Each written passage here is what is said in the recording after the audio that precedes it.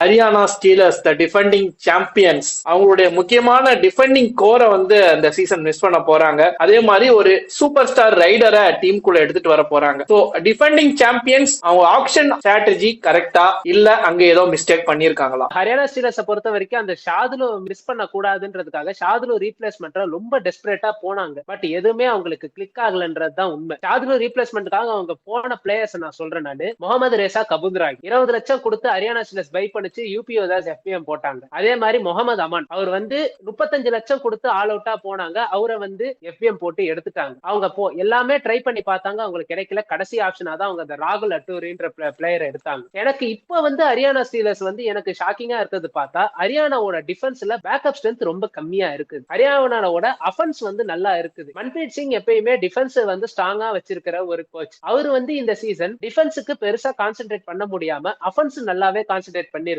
Suppose defence starting 7 மட்டும் தான் நம்பி இருக்குது. அங்க ஸ்டார்டிங் 7ல இருக்கிற பிளேயர் யாரா இன்ஜுரி ஆனா ஹரியானா ஸ்டீலர்ஸ் காம்பினேஷன் அடி வாங்கும். சின்ன ஒரு ப்ராப்ளம் வரும்.